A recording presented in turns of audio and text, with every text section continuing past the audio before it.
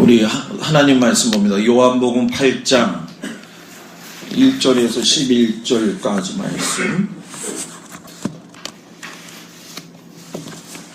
요한복음 8장 1절에서 11절 말씀. 말씀을 교도하겠습니다. 예수는 감람산으로 가시니라. 아침에 사슴으로 들어오시니 백성이 다 나오는지라 앉으라 그들을 가르치시더니 서기관들과 바리새인들이 음행 중에 잡힌 여자를 끌고 와서 가운데 세우고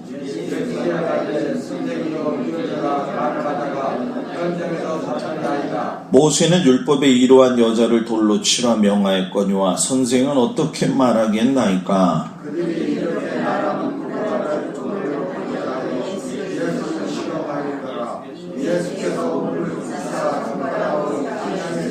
그들이 묻기를 맞이 아니하는지라. 이에 일어나 이르시되 너희 중에 죄 없는 자가 먼저 돌로 치라 하시고,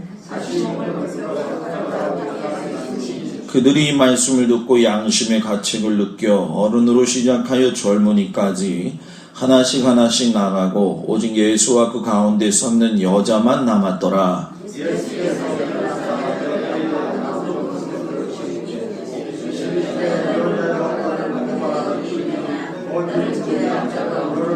다 같이 있습니다. 대답하되 주여 없나이다. 예수께서 이르시되 나도 너를 정죄하지 아니하노니 가서 다시는 죄를 범하지 말라 하시니라. 아멘.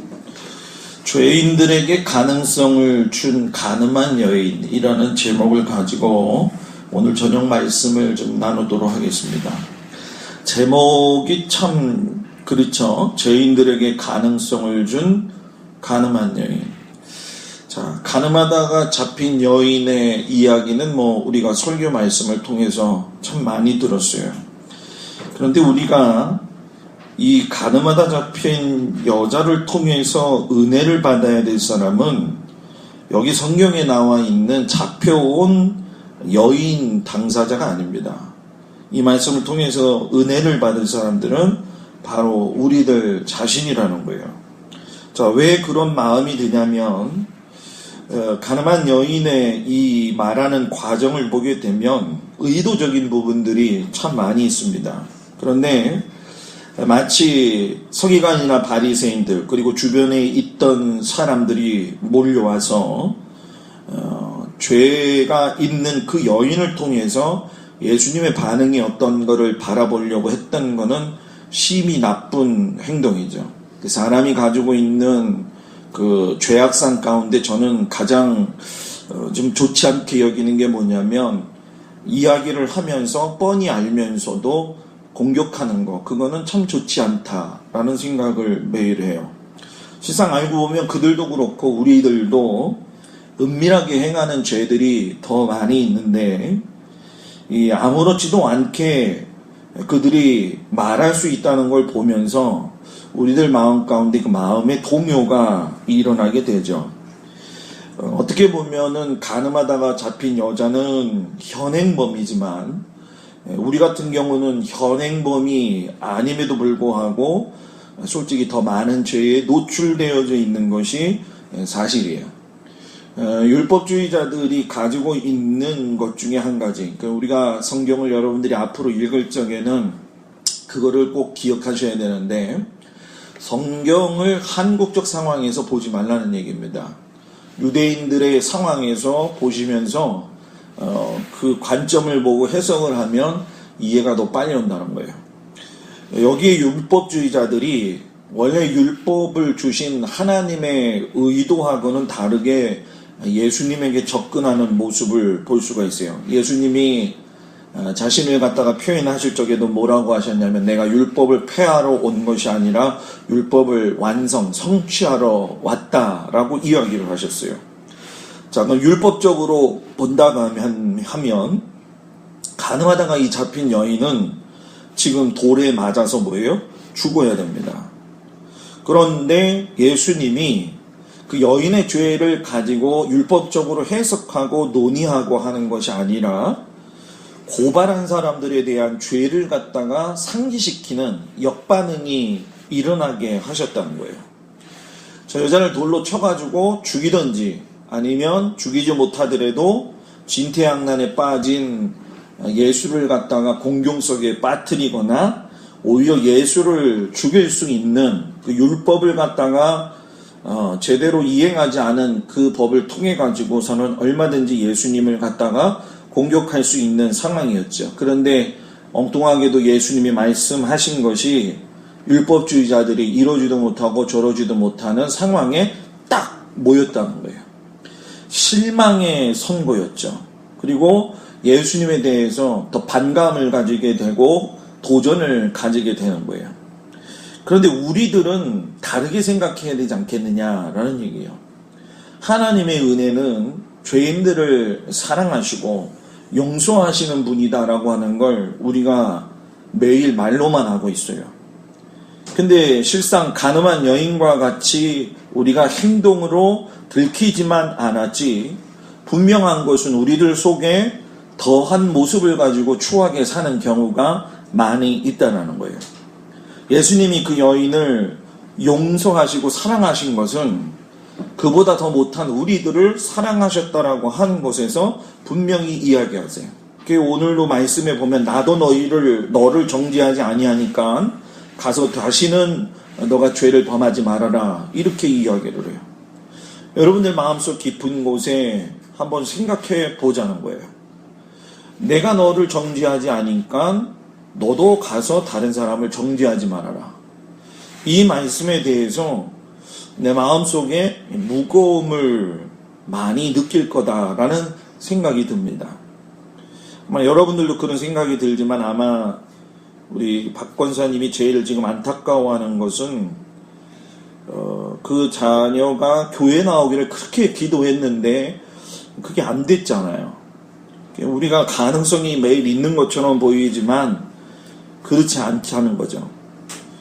우리가 인생을 살면서 주님이 나의 빛이시오, 나의 구원이시오, 나의 길의 발등상의 빛이 되신다라고 이야기를 많이 하는데, 정말 알 수 없는 세상에서 우리가 그렇게 주님을 따라가고 있느냐 한번 깊이 생각해 보자는 거예요. 여인이 등장하면서 간음죄로 잡혀왔던 간에 중요한 것은 인간인 그들이 죄가 있음에도 불구하고 죄가 없는 예수님을 갖다가 잡기 위한 방법으로. 근데 이것이 오늘날 우리에게 일어나고 있느냐? 그런 경우가 많이 있어요. 세상 신앙생활을 하고는 있지만 예수님의 말씀을 귀중하게 귀담아 듣지 않는 경우가 많이 있는 것이 사실이에요. 어떤 의미에서 보면 우리가 신앙생활을 하다가도 본의 아니게 놓치는 경우도 있고, 또 어떤 경우에는 악한 마음을 가지고 있는 성도들 가운데에서도 의도적으로 이런 일을 행하는 경우가 있는 것이 사실입니다. 이런 거를 목사들이 잘 꼬집어서 이야기 안 해요, 솔직히. 그런데 우리 교회는 그런 이야기 해도 충분히 여러분들이 감당할 수 있을 거라고 생각이 되는데, 제가 왜 그렇게 설교를 하냐면은 제가 성격이 그래서 그런 게 아니라 하나님의 본 의도를 잘 알아야 우리가 하나님 앞에 섰을 때 부끄럽지 않다라는 거예요. 그녀에게 돌을 던져서 정죄한다. 예수님이 만약에 돌을 던지라고 허용을 하게 될 경우에는 실상 우리가 예수님이 돌아가실 때도 보면 알겠지만 죄인을 죽일 수 있는 권리가 유대 자치기구에는 없는 거죠. 그런데 처형할 수 있는 권한이 로마 사람들에게 있기 때문에 예수님이 오케이 하게 될 경우에는 예수님이 또 로마 사람들과의 관계 속에서 아주 어려움을 갖는 그런 상태가 된 거예요. 간교해요. 치밀해요. 분열을 일으키고 분쟁을 일으키고 악한 일로로 치닫도록 만들어가는 것이 이 사탄이 가지고 있는 습성이에요. 여러분, 우리가 교회에서도 마찬가지지만 우리가 앞으로 신앙생활 할 적에 제일 중요한 것이 무엇이냐면 우리가 이 간교하고 치밀한 사탄의 도구가 되지 않도록 노력해야 된다는 거예요. 어느샌가 어느 순간인가 나도 모르게 그 도구로 사용되어지는 경우가 너무 많이 있다는 거예요. 자, 우리가 어디서 그걸 볼 수 있느냐 하면, 가늠한 여자는 있는데, 가늠한 남자가 없어요. 가늠을 했다고 한다면 쌍방이 다 걸려야 되는데, 지금 여자만 있지 남자는 뭐예요? 없다는 거예요. 그러니까 둘 다 불려와서 둘 다 돌에 맞아 죽어야 되는 것이 정상적인 상황인데도 불구하고 남자가 보이지 않는다는 건 결국 예수님을 갖다가 죽이려고 하는 의도가 있는 것이라는 거예요. 그게 사악하다는 거예요. 그러니까 남을 갖다가 이렇게 무엇인가 꼭 꼬집어서 얘기할 수는 없어요. 이 부분을. 그런데 남의 그 곤욕과 남의 어려움을 예상하면서 하는 행동들이 있어요. 우리가 살면서. 그죠? 아니에요? 없어요?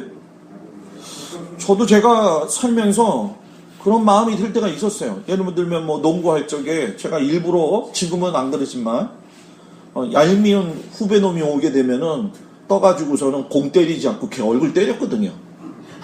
그냥 안경 부러뜨리고.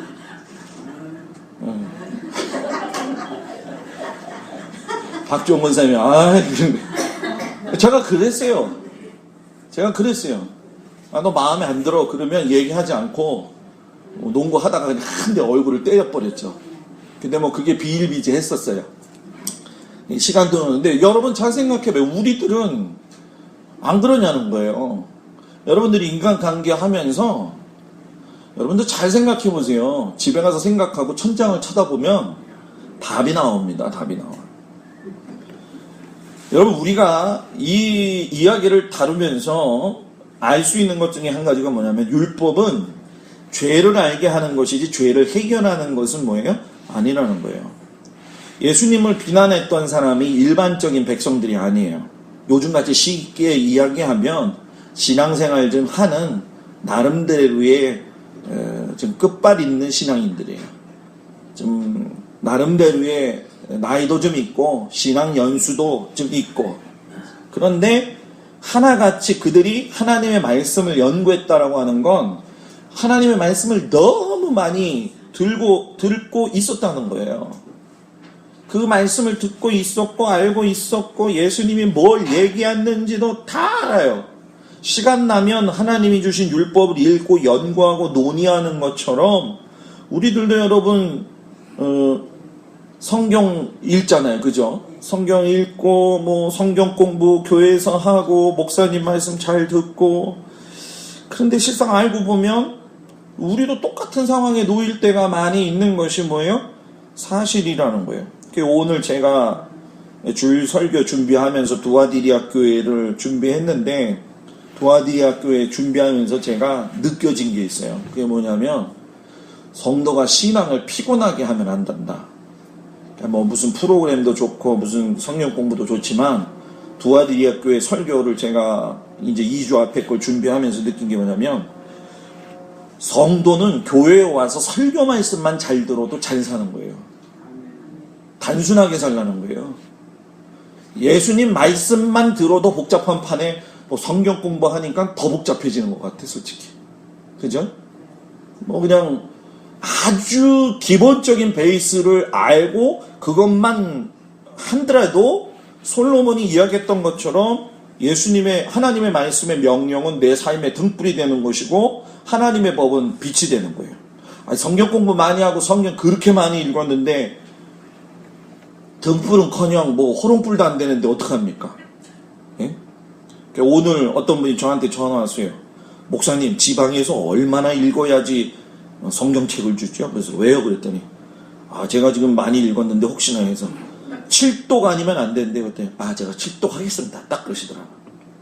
잘한다고 제가 그랬어요. 여러분이나 저나 마찬가지 아니겠습니까? 신앙생활 나름대로 한다고 열심히 노력하지만 어떨 때는 하나님의 말씀보다도 앞서가지고 우리가 해석을 해서 우리의 지혜로움을 가지고 우리의 신앙생활을 하는 경우가 너무나 많다는 거예요. 더군다나 우리들은 그래도 베테랑이라고 얘기하는 신앙인들인데 에이 그러지 마요. 우리 어머니도 그래요. 우리 어머니 베테랑이에요. 여러분들도 우리 교인들도 베테랑이에요. 여러분 베테랑이에요. 이 베테랑이라는 것이 뭐 부담이 될 수도 있지만 중요한 건 우리가 예수를 처음 믿는 사람들이라든가 기초 지식이 부족한 부분에 있는 사람들하고도 이야기를 할 적에 우리는 그래도 적어도 시간이나 이런 거 관계 속에서 그래도 좀 낫다고 생각하는 게 아니라 되게 난 사람들이죠. 그런데 문제는 이게 별반 문제가 다를 게 없다는 거예요. 저도 마찬가지고.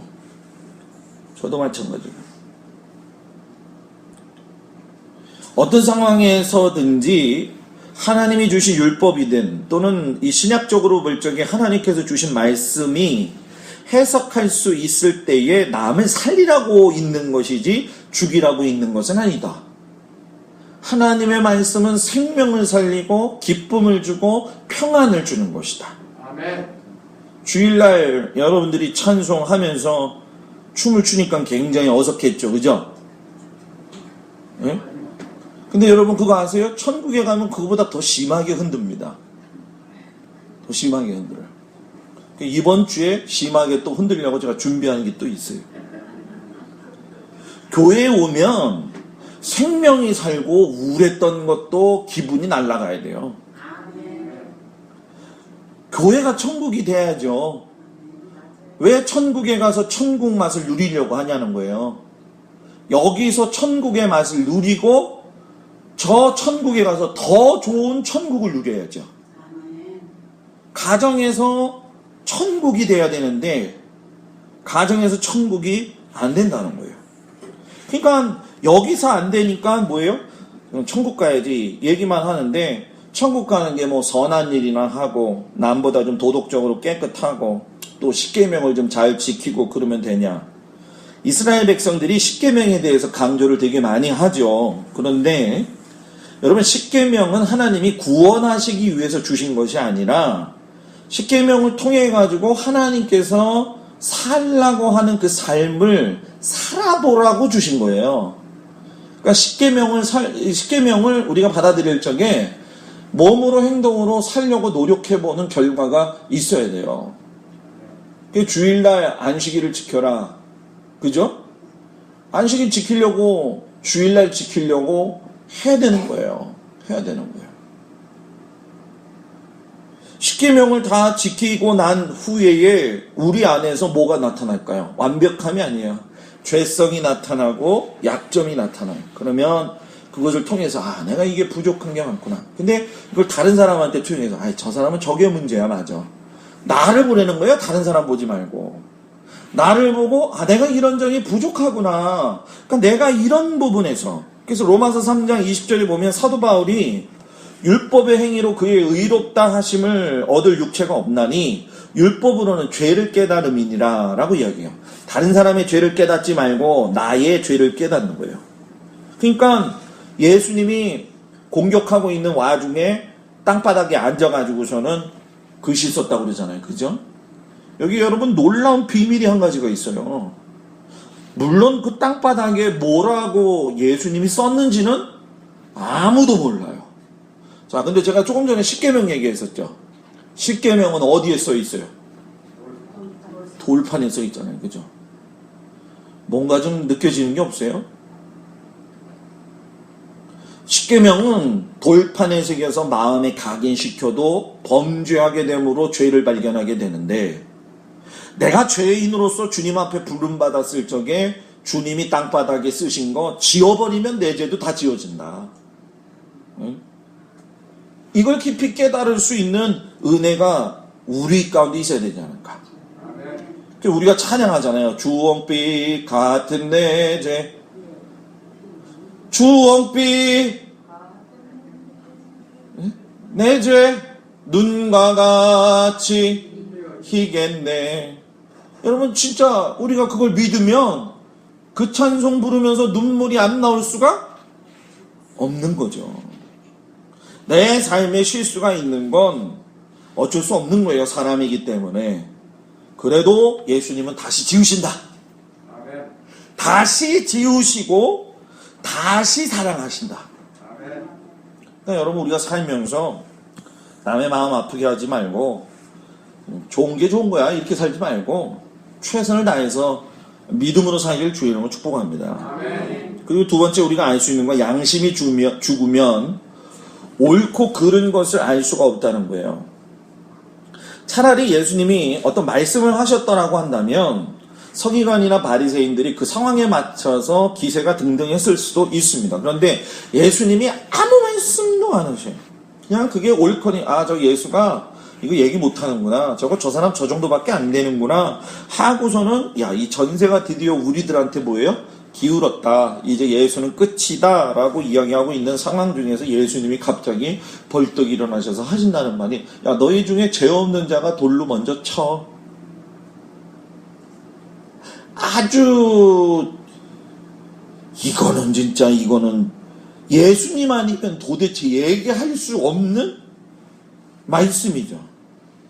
너희 중에 혹시 죄 없는 자가 아니라 간음하지 않은 자가 있으면 돌로 쳐 라고 했으면은 간음 안 했어요 나는 라고 얘기할 수 있는 사람도 있을 거예요. 그런데 문제는 뭐냐면 간음이 육체적 관계를 이야기하는 것이 아니라 보고선 좋은 거, 보고선 탐내는 것도.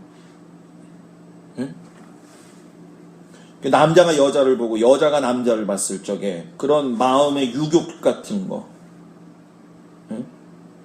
예수님이 이런 말씀을 통해서 결국은 서기관이나 바리새인들이나 우리들 모두에게 말씀하시는 게 뭐냐면, 너희들 중에 죄에 걸려들지 않을 자가 한 사람도 뭐예요?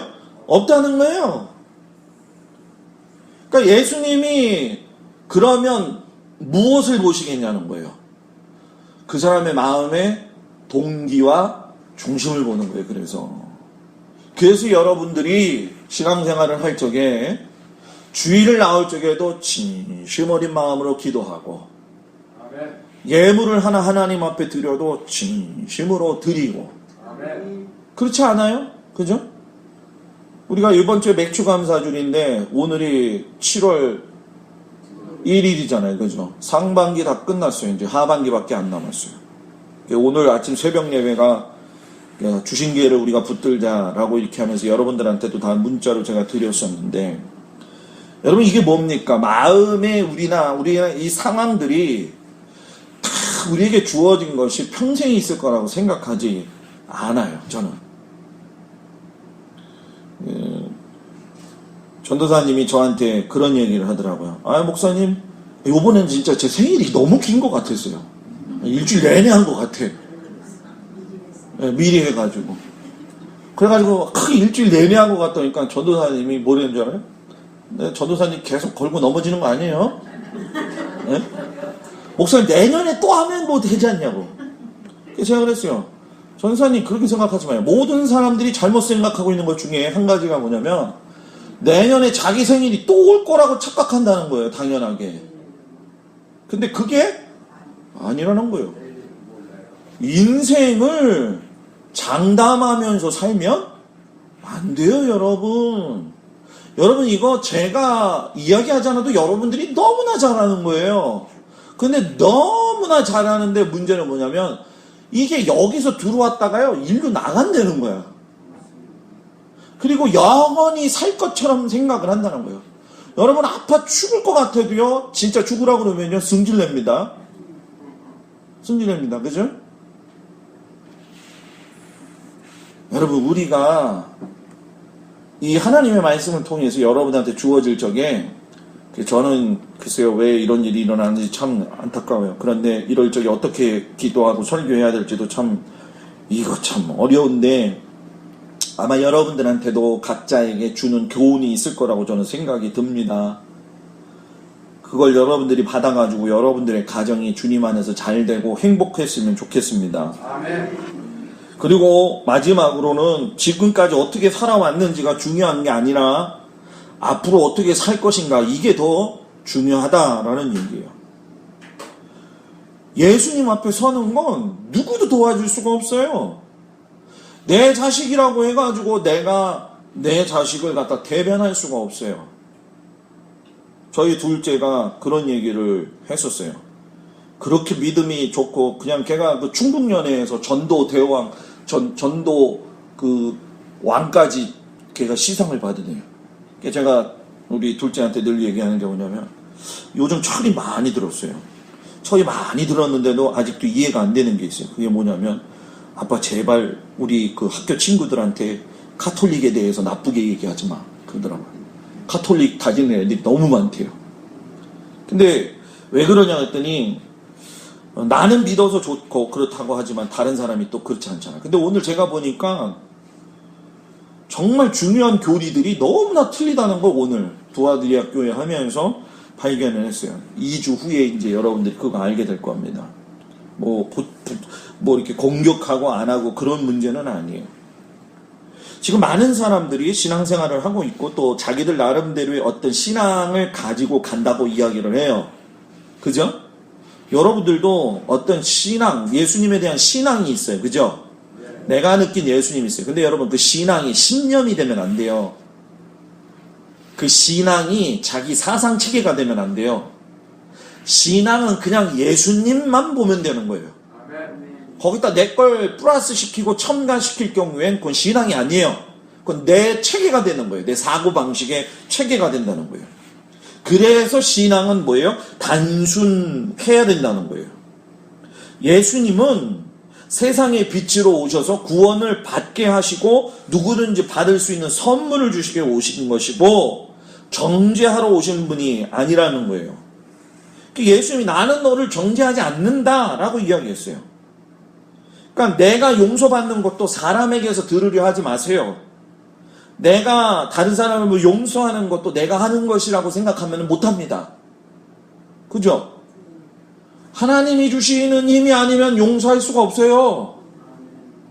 요번에 여러분 참 어이가 없죠. 왜냐하면 미국에서 동성애 합법화가 됐는데 흑인 친구들을 그 백인 아이가 많이 쏴주었잖아요. 그죠? 거기에 장례식장에 오바마가 참석을 했잖아요. 그죠? 그거 보셨어요? 뭐 했어요, 거기서? 오바마 참석했다고 그랬죠? 나왔어요? 오바마가 거기서 어메이징 그레이스를 불렀어요, 대통령이.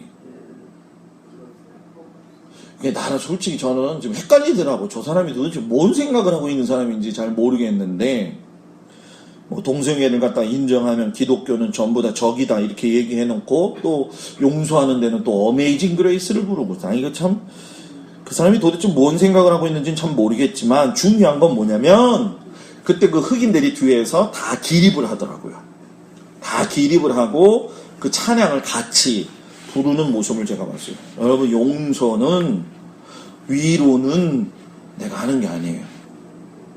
제가 단양에 있을 적에 저희 선배 목사님 한 분, 지금은 부평에 가 계시지만 제가 그 시멘트 공장에 월 꼭 그 신우의 예배를 인도하러 가면 그 장로님이, 제가 시골 목회니까 어렵잖아요. 월에 한 번씩 꼭 가면 그 장로님이 저한테 목사님 도서비로 20만 원씩 드리고 했었어요. 그때 그 마지막 막내 아들 하나가 거기서 있었고, 둘째 아들이 그 목사님 교회를 다니고 있는데, 그 목사님 교회를 가게 되면 거기가 대강교회예요. 대강교회. 우스갯말로 사람들이 그랬어요. 대강 신앙생활 하지. 이름이 대강교회야. 대강리의 대강교회. 그래서 자기들도 대강. 그렇게 한다고 했는데 큰아들은 1년 전에 교통사고로 이제 죽고, 그래서 미망이는 떠나고, 근데 그 둘째 아들이 교회가 건축이 됐는데 가면은요, 매일 그 본당 2층 올라가는 그 계단이 있어요. 지금도 이렇게 눈에 선해요. 침낭을 끼고 거기에 막 웅크리서 이렇게 잠을 자요. 왜 그러냐 그랬더니 목사님 새벽기도 차량 운영을 자기가 하겠다고. 목사님은 새벽 예배 말씀 준비하라고. 그 아버님이 장로님이시거든요. 그 어머님이 권사님이고, 두 분 다 어디서 하냐면 대강리에는 두부가 유명해요. 그 두부 공장에서 두부 일을 이렇게 걸르면은 이렇게 두부 만드는 거 있잖아요.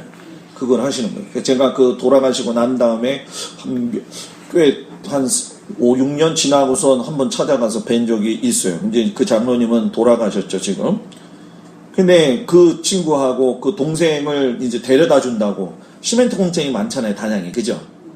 그래가지고 이 겨울에 거기는 시멘트 도로기 때문에 얼어 있는데 그 자동차 그 버스 세워진 데 앞에서 차가 돌아가지고 그 자리에서 2명이 즉사했어요. 목사님도 못 얘기해. 김 목사 좀 와가지고 좀 예배 좀 인도해라. 침이 빠진 거예요. 할 말이 없어요, 진짜. 할 말이 없어요. 시간이 지나고 나서 그때에 이제 부주가 들어오고 그러잖아요, 그죠?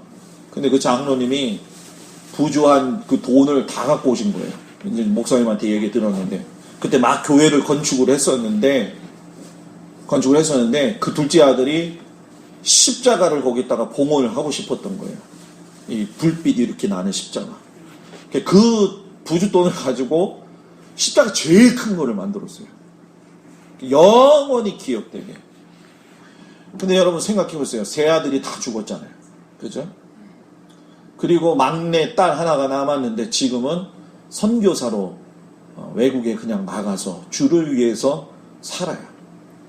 여러분, 우리가 어떻게 보면 참 이해되지 않고, 그죠? 이게 뭐 있을 법한 일인가?